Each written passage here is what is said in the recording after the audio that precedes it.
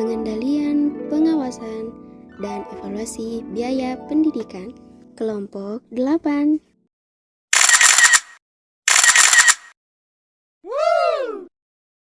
Introduction of Group Member 8. Perkenalkan, nama saya Nur Fitriani, NIM 20300119059. Perkenalkan, nama saya Siti Armi Muhriani, NIM 20300119087. Perkenalkan, nama saya Niko Eka dengan NIM 20300119070. Perkenalkan, nama saya Niko Eka NIM 20300119055. Perkenalkan, nama saya Nur Emil, NIM 20300119072. Pengertian pengendalian. Pengendalian adalah sebuah proses memantau dan mengarahkan pencapaian tujuan-tujuan organisasi. Pengendalian juga disebut sebagai pengukuran dan perbandingan hasil-hasil yang dicapai dengan hasil yang seharusnya dicapai. Pengendalian dilakukan dalam bentuk tata laksana, yaitu manual, standar kriteria, norma, instruksi, dan pusat aktivitas pemantauan dan pengarahan. Pengertian pengawasan. Pengawasan menurut Stoner dan Wankel berarti para manajer berusaha untuk meyakinkan bahwa organisasi bergerak dalam arah atau jalur tujuan. Apabila salah satu bagian dalam organisasi menuju arah yang salah, para manajer berusaha untuk mencari sebabnya, kemudian mengarahkan kembali ke jalur tujuan yang benar. Kemudian, dalam manajemen, pengawasan atau controlling merupakan suatu kegiatan untuk mencocokkan apakah kegiatan operasional atau actuating di lapangan sesuai dengan rencana atau planning yang telah ditetapkan dalam mencapai tujuan atau goal dari organisasi tersebut. Dengan demikian, yang menjadi objek dari kegiatan pengawasan adalah mengenai kesalahan, penyimpangan, cacat, dan hal-hal yang bersifat negatif, seperti adanya kecurangan, pelanggaran, dan korupsi. Oknum atau pelaku yang melakukan pengendalian dalam keuangan pendidikan. Pengendalian merupakan bagian dari manajemen pendidikan. Oleh karena itu, pengendalian terhadap pelaksanaan pendanaan pendidikan, baik di lembaga pengelola penyelenggara maupun satuan pendidikan, menjadi kewajiban masing-masing pimpinan organisasi tersebut.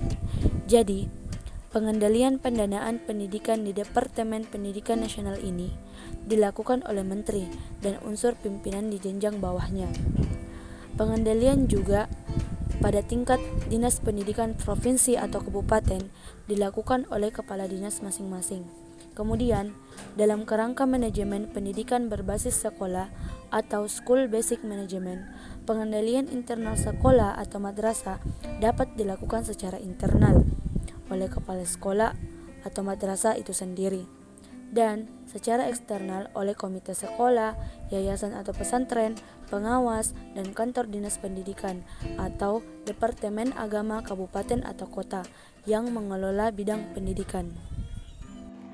Oknum yang berperan dalam pengawasan pendidikan. Pengawas sekolah atau pengawas satuan pendidikan berstatus sebagai pejabat fungsional yang berkedudukan atau ditempatkan di tingkat provinsi, kabupaten atau kota, bahkan di tingkat kecamatan untuk pengawas TK atau SD. Seiring dengan berlakunya otonomi daerah, maka status kepegawaian pengawas adalah pegawai negeri sipil atau yang biasa disingkat dengan PNS daerah yang ditempatkan di kabupaten atau kota atau provinsi. Adapun pelaku atau yang berperan terhadap pengawasan terdiri atas dua kelompok, di antaranya yaitu 1. Pengawas eksternal, yaitu pengawas yang berasal dari luar pemerintah yang meliputi DPR, DPRD, Badan Pemeriksa Keuangan atau yang biasa disebut BPK, dan Badan Pengawasan Independen lainnya. Yang kedua, pengawas internal pemerintah yang berasal dari lembaga pemerintah dan terdiri atas Badan Pengawas Keuangan Pendidikan atau disingkat BPKP, Inspektorat Jenderal, Inspektur Provinsi, Inspektur Kabupaten atau Kota, dari jajaran Badan Pengawas Daerah atau Bawasda, Badan Pengawas Yayasan, dan Komite Sekolah atau Madrasah. Pengertian audit. Menurut Mulyadi, audit adalah suatu proses untuk memperoleh dan mengevaluasi bukti secara objektif mengenai pernyataan-pernyataan tentang kegiatan dan kejadian ekonomi dengan tujuan untuk menetapkan tingkat kesesuaian antara pernyataan-pernyataan tersebut dengan kriteria yang telah diterapkan, serta penyampaian hasil-hasilnya kepada pemakai yang berkepentingan. Menurut Al-Haryono, audit adalah suatu proses sistematis untuk mendapatkan dan mengevaluasi bukti yang berhubungan dengan asersi tentang tindakan-tindakan dan kejadian-kejadian ekonomi secara objektif untuk menentukan tingkat kesesuaian antara asersi tersebut dengan kriteria yang telah ditetapkan dan mengkomunikasikan hasilnya kepada pihak-pihak yang berkepentingan. Pengertian audit internal dan audit eksternal. Audit internal. Audit internal adalah pemeriksaan yang dilakukan oleh bagian internal audit perusahaan atau bagian dalam perusahaan tersebut. Audit internal ini dirancang untuk memberi nilai tambah dan meningkatkan operasi organisasi. Dalam konteks pendidikan, audit internal ini dilakukan oleh lembaga penjaminan mutu yang dibentuk oleh satuan unit pendidikan. Adapun di perguruan tinggi, tim audit internal berada di bawah kendali lembaga penjaminan mutu atau LPM. Audit eksternal. Audit eksternal adalah pemeriksaan eksternal dari laporan keuangan perusahaan yang dipersiapkan oleh suatu organisasi tertentu. Jadi, pemeriksaan eksternal ini dilakukan oleh organisasi luar atau organisasi tertentu. Audit eksternal merupakan pemeriksaan yang dilakukan oleh pihak-pihak luar di luar lembaga tersebut berada. Laporan pertanggungjawaban keuangan sekolah dan perguruan tinggi. Kegiatan lain yang terkait dengan manajemen keuangan adalah memuat laporan pertanggungjawaban keuangan kepada kalangan internal lembaga dan eksternal. Penerimaan dan pengeluaran keuangan sekolah harus dilaporkan dan dipertanggungjawabkan secara rutin sesuai peraturan yang berlaku. Oknum yang boleh melihat dan mengetahui laporan keuangan pendidikan.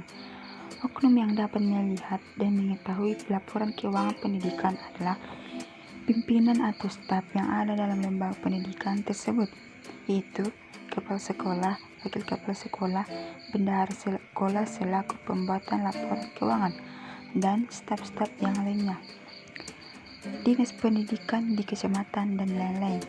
Selain kepada pemimpin atau staf yang ada di lembaga pendidikan dan dinas pendidikan provinsi atau kecamatan tersebut, sekolah juga memberikan informasi keuangan mengenai keadaan sekolah kepada orang tua siswa.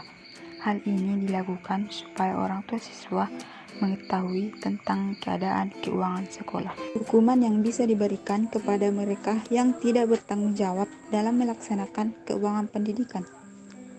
Sanksi atau hukuman bagi pelanggaran hukum di bidang keuangan negara Pasal 59 Undang-Undang Nomor 1 2004. 1. Setiap kerugian negara atau daerah yang disebabkan oleh tindakan pelanggaran hukum atau melainkan seseorang harus segera diselesaikan sesuai dengan ketentuan perundang-undangan yang berlaku. 2. Bendahara, pegawai negara bukan bendahara, atau pejabat lainnya yang karena perbuatannya melanggar hukum atau melainkan kewajiban yang dibebankan kepadanya secara langsung merugikan keuangan negara, wajib mengganti kerugian tersebut. 3. Setiap pemimpin kementerian negara atau lembaga dan kepada satuan kerja perangkat daerah dapat segera melakukan tuntutan ganti rugi setelah mengetahui bahwa dalam kementerian atau lembaga dan satuan kerja perangkat daerah yang bersangkutan menjadi kerugian akibat perbuatan dari pihak manapun. Dasar hukum untuk mereka yang tidak bertanggung jawab dalam melaksanakan implementasi sekolah. Menurut Undang-Undang Nomor 14 Tahun 2005 tentang guru dan dosen, menegaskan bahwa guru yang diangkat oleh penyelenggara pendidikan atau satuan pendidikan tinggi yang diselenggarakan oleh masyarakat yang tidak menjalankan kewajiban sebagaimana dimaksudkan dalam pasal 20 dikenakan sanksi sesuai dengan perjanjian kerja atau kesepakatan kerja bersama. Kegiatan yang dilakukan saat evaluasi keuangan pendidikan. Pertanggungjawaban keuangan sekolah menyangkut seluruh pengeluaran dana sekolah dalam kaitannya dengan apa yang telah dicapai sesuai dengan tujuan yang telah ditetapkan. Evaluasi dan pertanggungjawaban harus dilakukan untuk mengetahui penggunaan dana yang telah dikeluarkan karena menyangkut kepentingan pemerintah, komite, dan wali murid. Dalam proses evaluasi dan pertanggungjawaban, ada beberapa hal yang akan dibahas, yaitu meliputi hal apa saja yang telah dilakukan, sesuai atau tidak dengan tujuan yang telah ditetapkan sebelumnya, serta untuk merumuskan langkah berikutnya apabila ada yang tidak sesuai dengan rencana awal. Waktu dilaksanakan evaluasi keuangan pendidikan. Dalam implementasi manajemen berbasis sekolah, setiap akhir tahun anggaran sekolah dituntut untuk mempertanggungjawabkan setiap dana yang dikeluarkan selama tahun anggaran. Pertanggungjawaban ini dilakukan dalam rapat dewan sekolah yang diikuti komponen sekolah, komponen masyarakat, dan pemerintah daerah.